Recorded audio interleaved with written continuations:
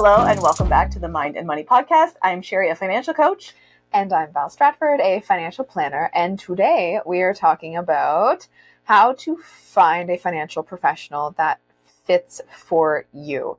This can really be applied to any professional. True. I think that when you have your circle of people that help you take care of your health, whether it be financial, mental, physical, it's important for you to trust them, want to be with them, want to see them, and feel comfortable in being real with them. I moved doctors because that doctor was not in alignment with me. That's a very big privilege. I understand that. I was very grateful for this situation that a new doctor became available, but it's been so much nicer to have a doctor that actually listens and cares about me. With financial professionals, there's green flags that you want to be looking for when you're looking to work with someone. So you want it to be the right fit. I always say that intro call, and I'm sure Sherry can agree that the intro call or the intro meeting, when we're getting to know one another, there's sometimes where you're like, this is not my person. This is not my person. And the client typically feels that way too. So as that client looking for someone, if it doesn't feel right, trust that feeling. Yeah. And on the other side too, like as a professional, whether that's financial or otherwise, if you have a client sitting in front of you and you're just like, their values are different from me. They want, like, their goals are things that I'm not going to be able to get behind. Like, this works both ways when it comes to working with somebody as a client or as a professional. You want to have people in your life, whether that is your professional life or your personal life, that give you a good vibe, that fit, that have values that are important to you. And yes, you don't have to believe all of the things that your clients or your professionals believe, but if you've got something that's really important, that's a non-negotiable to you, and they can't get behind it and they have opposite beliefs, then that's a big red flag to run the other way. Absolutely. So those values being in alignment, the vibe check, which is very, very 2024. But really, do you feel that connection? It's kind of this intangible piece of when you meet people in your life and you're almost like, oh, we're connecting for a reason. Like, this was meant to happen. Yep. Trust that. If it's not always there. I didn't have that necessarily with my doctor. I wasn't like, oh, the universe connected. But like, actually, maybe. Who knows? Maybe. But it felt like a good connection there. Yep. So when it comes to that financial professional, someone that gets you, someone that you feel comfortable opening up about, because it's really sensitive stuff that we talk about. Yeah. And if you don't feel comfortable with them and you're not comfortable asking questions about decisions you want to make, or if you're not comfortable saying, I don't understand what you've just said. I don't understand the options you're presenting to me. Can you explain this more or explain it to me in a different way? Yes. Then, like, if you ever leave a meeting and you're just shaking your head being like, fuck, I have no idea what they were talking about. They just put my money here and they told me that it would like be good. And and there's sometimes where it is almost like too much. So that's the importance of trusting the person you're with is not to just put your blinders on and then just be like, oh, I trust Val. She'll just do whatever. We still want you to be involved and empowered and educated to know what we're doing. But sometimes that feeling is overwhelming. It's like when my dad tells me what work he's done to our vehicle and I'm like, awesome, amazing. Please repeat that to Travis because yeah. And it's like, maybe it's not in your wheelhouse, and I see a lot of social media questions where they're like, I don't understand investments. Explain it to me like I'm 5. Yes. So having your professionals in your life understand your capacity for that subject and communicating based on your capacity. So maybe you're somebody who has done a lot of research on investments and things like that, and you're bringing higher level questions to say like, oh, like what about this dividend? What about my RRSP versus my tax-free savings account for this specific type of investment? If you're not knowledgeable about investments, then your professional should be talking to you 100%.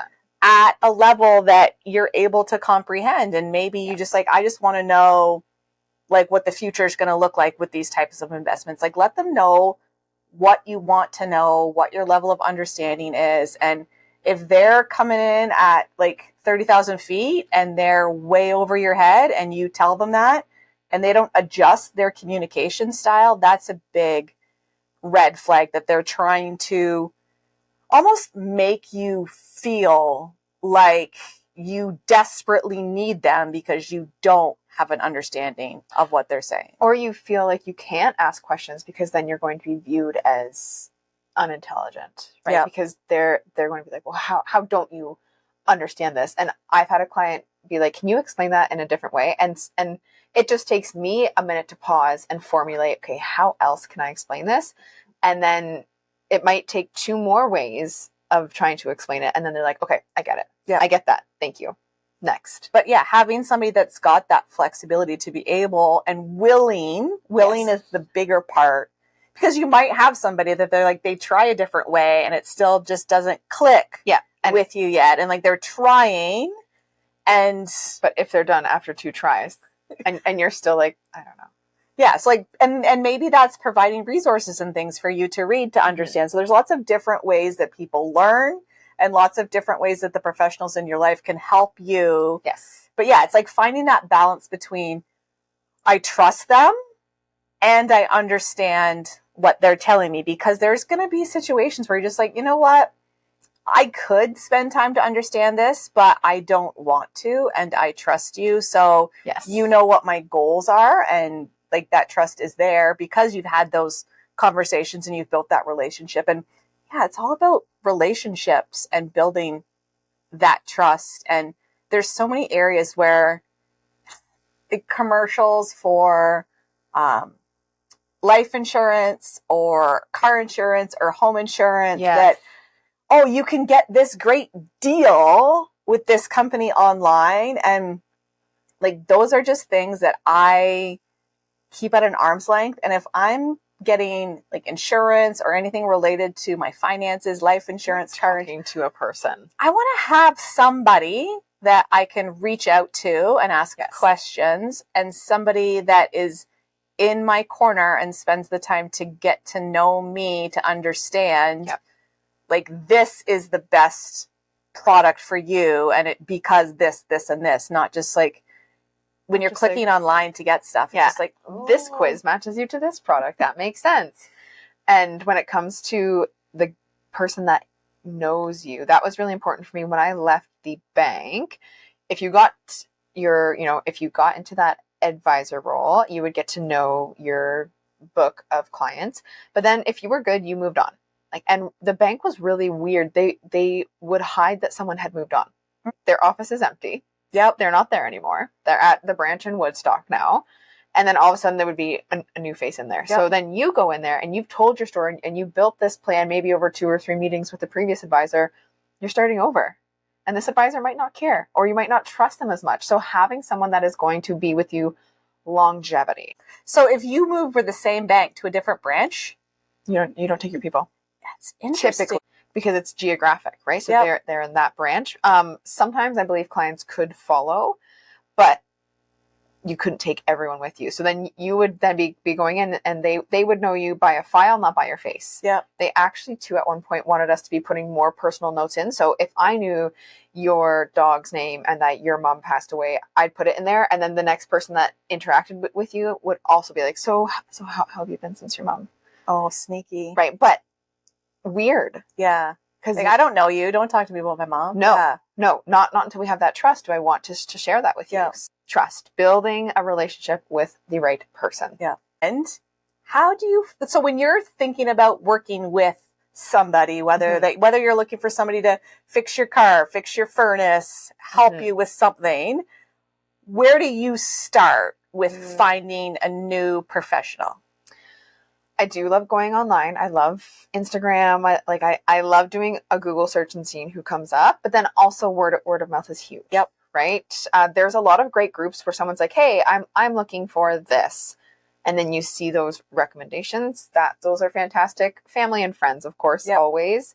That's where I would say I start. What about you? I'm a big social media person. And I think because so many people feel connected to me because of how open I am with sharing about things on social media, that brings lots of people to me. So then I think for me, I'm like, people are finding me because of this, I'm going to go and look for somebody. And if you're a business owner, dear God, and you are using social media, post consistently enough. It's two things. Post consistently enough so that I know you're still in business. Yes, something from 2024 would be great. And let me see your face. Yes. Start with pictures. Just random selfies are fine. But if I go to your profile and I'm considering you for a service or like to work with you, and I don't see your face anywhere, and you're sharing lots of like tips and tricks and statistics on things, like that's great. Where's that personal side? But I love that I hop on a call with somebody that I'm considering working with, or somebody that's considering working with me. Yep. And there's just like that. I feel like I know you. Yes. I feel like I know you, and that like I've built that trust. You've done the know, like, trust without even meeting them because of your social media presence. So then being able to creep that on someone else is also great. Yeah. And like when I have a potential client come on and like they're throwing out the F-bomb in the first like 2 minutes, I'm like, I found another person. Because it's, I try not to be the first one to drop the swear words, but like if you are following me on social media or you have any type of connection to me, you know that that's like in my realm of comfort, and being able to do that just helps you like feel more expressive. And it's like, some people are like, whoa, you're a financial professional, you can't say fuck, but the people that I work with that I love the most, like, appreciate it as like an emphasis words. Yeah, social media is a big one again, but word of mouth too, but also Google reviews. If I'm looking up a business, looking to see like, have they had any recent Google reviews? Are they bad? And it's the same when I'm looking at like new products on Amazon. I'm always looking for the bad ones. Yes. I don't want to see the good reviews. No, I'm like, show me the truth about this bad boy. Things like, are the good reviews, like, are they friends of friends? Are they family? Like, if somebody's only got a handful of reviews and they're all 5 stars, I'm like, this is a little suspicious. But if somebody's got like 30 reviews, less suspicious. If they've got the odd, not so good one thrown in there. Because that's probably that misaligned client. Like, yeah, we were not a good fit. Yeah. So if you're currently working with a financial professional that's throwing up all the red flags, you don't feel comfortable asking them questions, they're never reaching out to you, you never hear from them. And sometimes this is because like a client or an advisor has retired and then just a new advisor took over, or you're not high on their list. And there's even clients on my list that I'm making the pivot to move them because I don't have the capacity for them, and they're better served by a different avenue. So if you're with somebody who's not giving you the good vibe, throwing up the red flags, and you've found somebody who you think is going to be a better fit, what does the process look like to move to a new financial planner? So if it's in terms of, we'll mainly talk in terms of investments. So if you have investment accounts with a different advisor or with a different institution, it can be the bank too.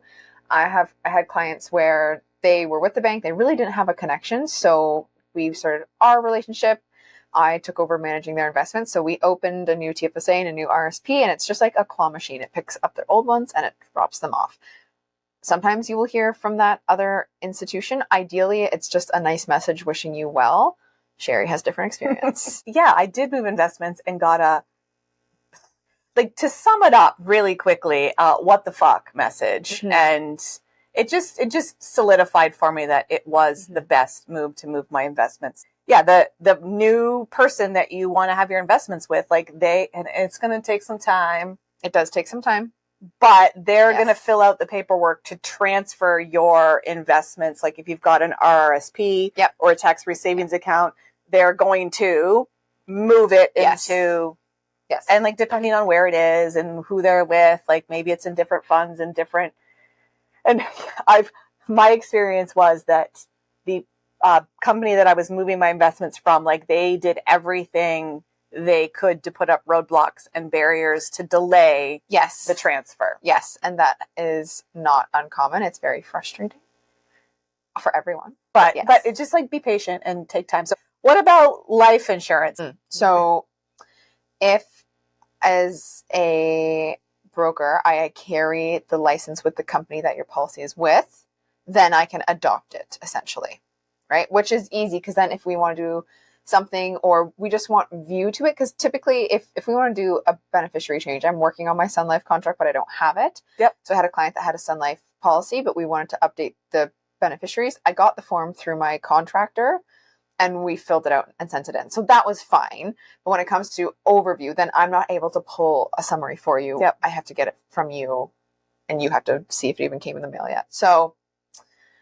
if I do have the company, then it's an agent of record transfer, similar to the policies that you had, those older Canada Life ones or London Life. And then they just come over to my care. It's interesting. I had these old policies and I knew nothing about them. I actually thought that they were going to be expiring. So got new life insurance policies with Val and then realized, well, the payments are still coming out for those ones. Like what? I looked for paperwork and I sent an email to the person that I believe that I had signed up for them through and never heard anything back. So Val just like looked into it and was able to transfer them. So now all my policies are with Val. So it's not like, wait, what's going on with this one? So it's nice to have 100%. Everything all together because then you're able to have someone have eyes on like your full financial picture and ideally somebody that you trust and has a good vibe. And yes. So, okay, here's your second reminder. We sent this out on our life insurance episode. If you haven't checked your beneficiaries in a while, go and check them. I recently connected with somebody who lost somebody, a spouse, and their spouse's policies had not been changed. The pension and life insurance went to a previous spouse. And you would like to think that people would do the right thing and do the good thing, but they don't. And there's nothing legally abiding them to. No. So go and check your investment policies, reach out to your investment professionals, have them do a quick review of your life insurance, your pension, is probably going to be something different, but your RSP, your TFSA. Yes. Like check to see who your beneficiaries are. And I'm not sure if this is applicable for an RSP, but for a TFSA, it's like listing somebody as a beneficiary isn't the best option, right? Like it's what's the successor. So you would name your spouse as the successor. So if something happened to Jason, it would roll to you. And then you'd name beneficiaries in kind of like that second place. So if something happened to you and Jason, then what? So I'm always making sure that's done, especially for parents with kids. Always setting up first place, second place, and then naming a trustee. That trustee too. Make sure that the trustee is potentially still living if your children are still underage. And dynamic shift. Is it still someone that you would trust to care for the funds for your children? So like life changes and it's important to make sure that these things, like it's not fun to update your beneficiary and your life insurance policy, but doing that is way better than the not fun if you have been remarried and your original spouse, like your ex-spouse, gets your investment because that leaves your current spouse in a really challenging financial position, likely. And it's a way different story, right? I'm having very similar. There was a couple things, a client passed away and some of it was to the right person, but then other pieces weren't. And the person that it went to that is not supposed to have it, she's not going to give it up. No. Well, it's like, I like to think that I would, but I don't know. It depends. It depends like what life situation that person is in. And maybe they're in a challenging financial spot and getting that money is a huge help, even though they weren't the person that it was meant to pass to. So just to go back to the TFSA, the transfer to a spouse, what's the benefit of having it set up like that versus a beneficiary? So the successor holder it just rolls right over to your spouse, where the beneficiary then it doesn't just amalgamate into their TFSAs. It actually like leaves your TFSAs and then goes to them. So instead of you just having one giant TFSA, which is the benefit, because then you get all of their TFSA room, right? So you can fit it in there. But if you now have a TFSA of $200,000 and you leave that to your child, they can't have that same benefit. So if I left it to a child and they had already maxed out their TFSA contribution room, they would have to they would still get the money in the TFSA. They just don't get the tax advantage of it still being wrapped in the package. TFSA. Yeah, exactly. Yes. So, but I would only get the contribution room if it's the succession passed to me that had funds currently in it. Right. You don't get an empty TFSA. Okay. Yes. So if good question though. So it's nicer because then if we both have a TFSA maxed out, you've got I get a lot more tax sheltered room. Yeah. Perfect. Especially versus the RSP where now you have to get a lot more money out of a taxable source. Yes. Yeah. And or maybe you don't have any contribution room where you can put it into anything tax sheltered and then you end up with it in a taxable account and lots of different things there to consider when you're taking it out. So on this episode where we again started with how to find a financial professional you trust or any professional you trust and don't be afraid to let somebody go if they're not a good fit. And ask why they got into what they're doing. Ooh. I love those conversations. I can't say I asked my doctor that one, but when clients care about why you do what you do, and you can feel it. You can feel that people either are in this for you or are they in it for themselves? Did they get in this because they saw the ability to make money and make sales and close big deals, or did they get in it because they care about people? They care about you. They love what they do. So ask people why they're doing what they're doing. Oh, that's a good one. Any other questions that you would recommend asking somebody or something you would want to make sure you knew about somebody before you worked with them? How long do you plan on doing what you're doing? How long have you been doing what you're doing? Right? Is this something that you're trying on? Is this something that you want to continue to do? Yep. Who are your favorite people to work with?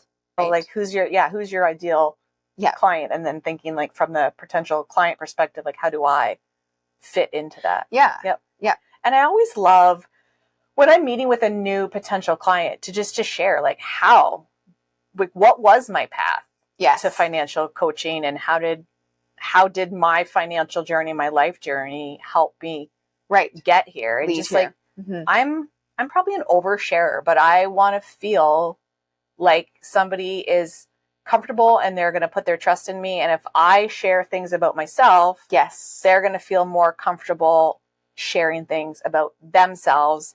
And those tidbits of information they share help me support them in the long run. Yeah. So if you're currently with a professional of any kind, except maybe not your doctor, because you might not have options to move to a new one.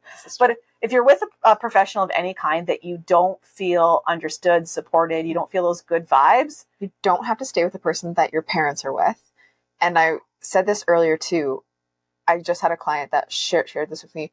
Watch how people treat you or the financial professional when you have money and when you don't have money. Yeah. Because he had money from an inheritance and then pulled it out to buy a house. Very different treatment now. He wanted to go back and start putting money in automatically. Ghosted him. Yeah. So yeah. And that's another thing is if you're looking for a financial planner and you reach out to somebody and they're like, oh no, we only bring in people. We only work with people that have $250,000 in investments already. That's kind of an indicator for me that they're not necessarily, and this is not 100% for sure. There are definitely people out there that have those minimums that are still going to be a very good person to work with. But there's, I think, more of a chance that somebody's going to come from meet you where you are, coming from a heart of education, if they're willing to take you on with I have no portfolio, I want to start putting $250 away every month into my investment. And there's just different ways that I structure my business so then I can say yes to that. Because if we don't start the education there, then we're never going to get to that over $250,000 blah blah blah. Yeah, and that's how I started my investment journey. Was through work was where the RRSPs and stuff started, but being able to put, I think it was $25 a pay that I put aside for an RESP, for an education savings fund. And the person that I started with, $25, no problem. I don't remember who they were. That was a long time ago. But just like starting with a little bit. Yes. And being able to, because you can't start putting $500 away every pay. No, it's necessarily. About start soon and start small. Yep. And when you find that $25, then it's easier to find $50 and $100. So if you're only able to put a little bit away, find somebody that's willing to work with you and then just gradually increase that as you're able to. Yeah. So watch for the red flags, watch for the green flags. Feel for the green flags. Find somebody that's got the good vibe, that vibes with you. And it sounds cheesy, but there's people out there. Feel it. There's people out there that are going to be the best person to help you. Mm-hmm. And, you know, if it happens to be a financial coach you're looking for or a financial planner you're looking for in Canada, our contact information is below. You can actually book a meeting with us and we can chat about all of those things. And, you know, we're both going to be very open if we're not the right person for you from a skill set or from a just like ideal client perspective. And we can point you in the direction of the next somebody we feel that would be a better fit for you. So we are glad you've been here and we can't wait to see you next time on the Mind and Money Podcast. Thanks for listening.